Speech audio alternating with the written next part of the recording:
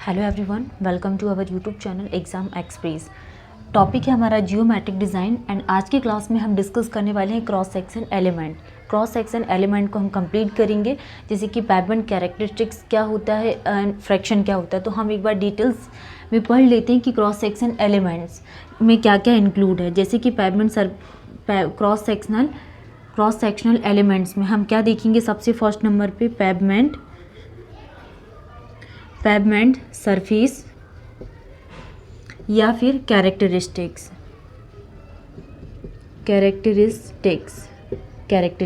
पैवमेंट surface या characteristics. And second cross slope and camber. And third हम बात करने वाले हैं क्या, width of pavement and carriageway, width of pavement carriageway. Next, first is the pavement surface characteristics, cross slope, camber and width of pavement carriageway. Next, medians या फिर traffic separators. ठीक है। नेक्स्ट हम बात करने वाले हैं, फिफ्थ इज द कर्व,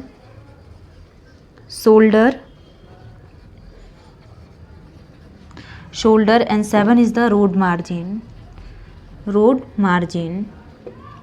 तो आज की क्लास में हम यहाँ पे क्रॉस सेक्शन एलिमेंट्स के बारे में डिस्कस करने वाले हैं, जैसे कि pavement surface characteristics, cross slope, camber, width of pavement या फिर carriageway.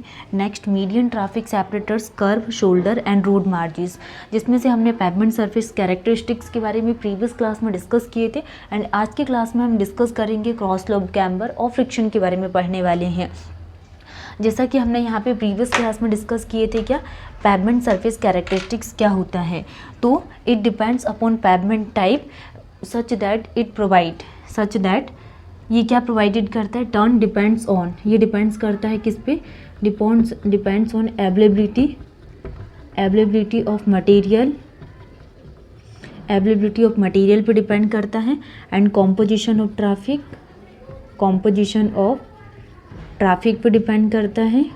It depends on composition of material, composition of traffic and climatic conditions पे डिपेंड करता है। Next, methods of construction material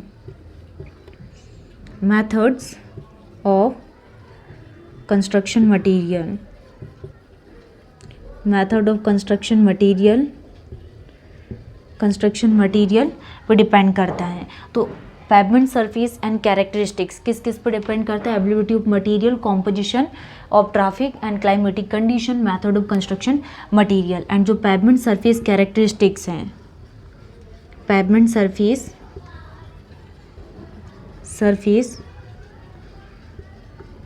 characteristic include, क्या क्या इंक्लूड किया pavement surface characteristics, friction, unevenness and reflection properties and drainage of surface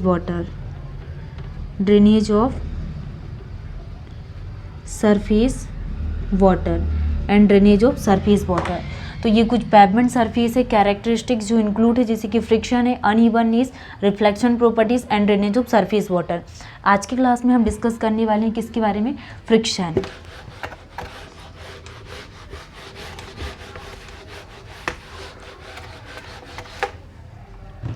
topic है हमारा second क्या, friction. और फ्रिक्शन को ये बोला जाता है स्किड रेजिस्टेंस।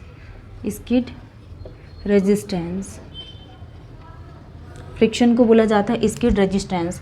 एंड जो फ्रिक्शन है, it is further classified into two ways. It is further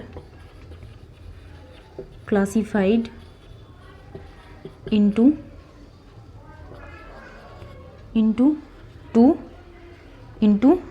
to ways. It is further classified into two ways. तो फर्स्ट क्या जाएगा, first is the longitudinal friction,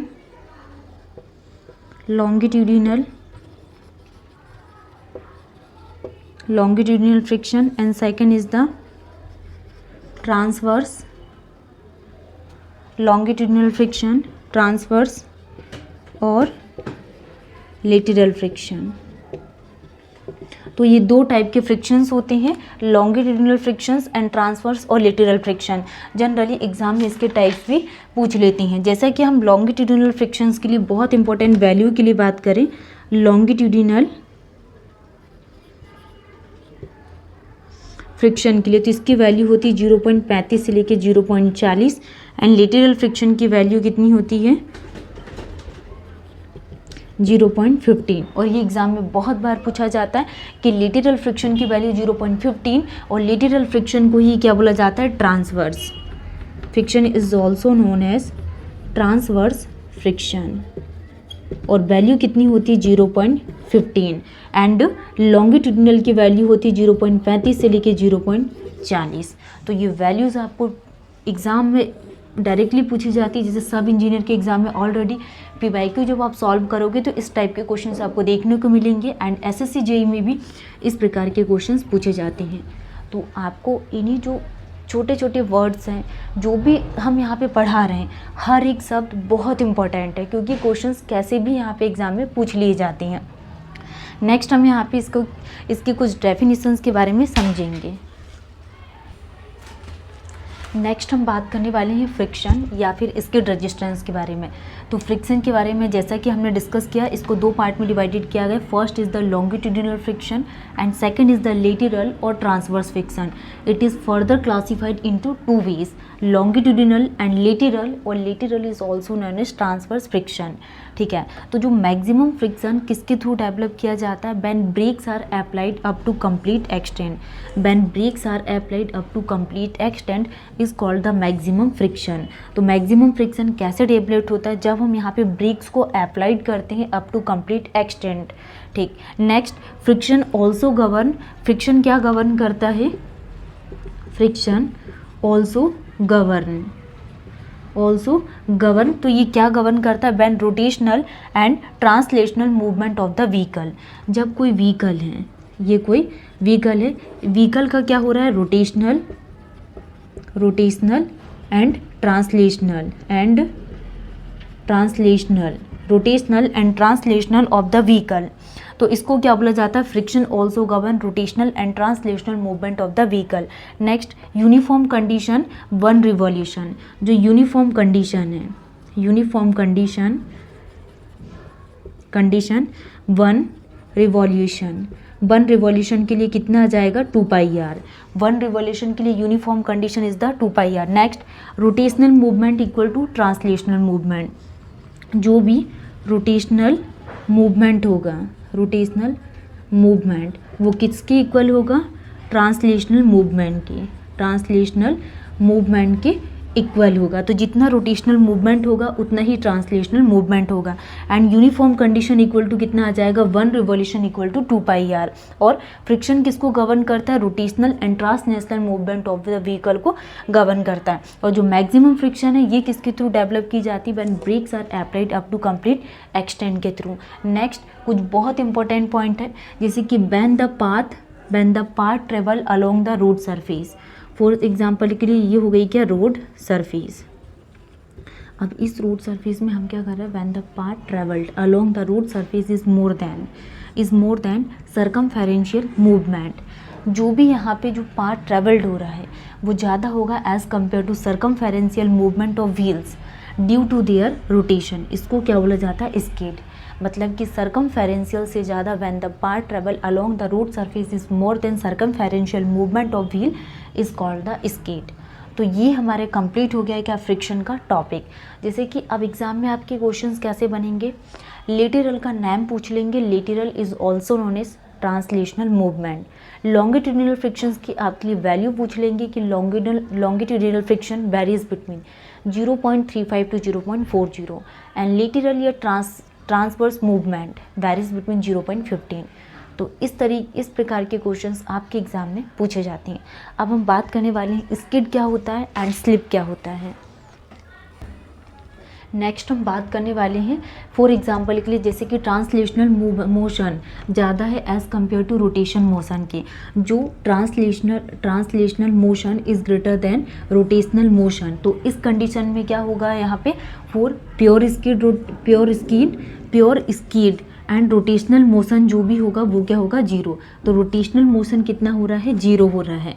when translational motion is greater than rotational motion, तो pure स्कीड तो करेगा लेकिन जो rotational motion है ये क्या होगा, जीरो होगा। एग्जाम्पल के लिए brakes are applied, rotation stop होगा एंड स्कीडिंग अकर करेगी। रोटेशन क्या होगा, स्टॉप होगा लेकिन जो स्कीडिंग है वो अकर करेगी। नेक्स्ट हम बात करने वाले हैं सर्कमफेरेंशियल मूवमेंट ऑफ व्हील। जो भी व्हील्स के सर्कमफेरेंशियल मूवमेंट है, circumferential movement of wheel is greater than path travel along the road surface.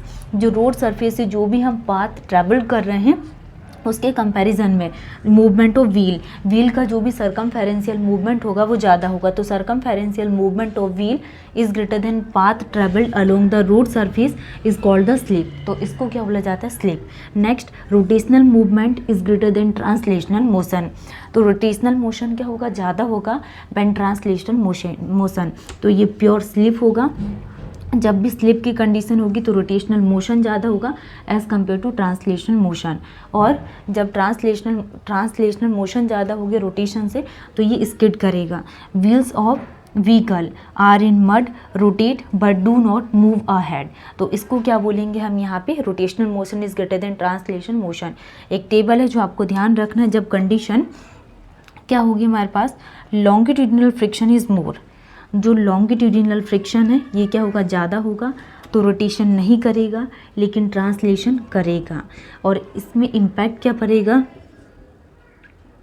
Tyre 1 होगा, टायर क्या होगा, 1 होगा। Next when longitudinal friction is less, longitudinal friction is less, तो इस कंडीशन में रोटेशन क्या होगा, इसमें कुछ होगा yes, and translation no, and impact क्या होगा, no movement of vehicle, no movement of vehicle, ठीक है, फ्यूल 1। तो ये हमारे पास ये टेबल थी जो आपको ध्यान रखना। एंड ट्रांसलेशनल मोशन और रोटेशन मोशन क्या होता है, स्किड और स्लिप की क्या कंडीशन होगी, तो स्किड कब करेगा, जब translation motion is greater than rotational motion तो ये स्किड करेगा। And when rotational motion is greater than translational motion तो इस कंडीशन में स्लिप करेगा।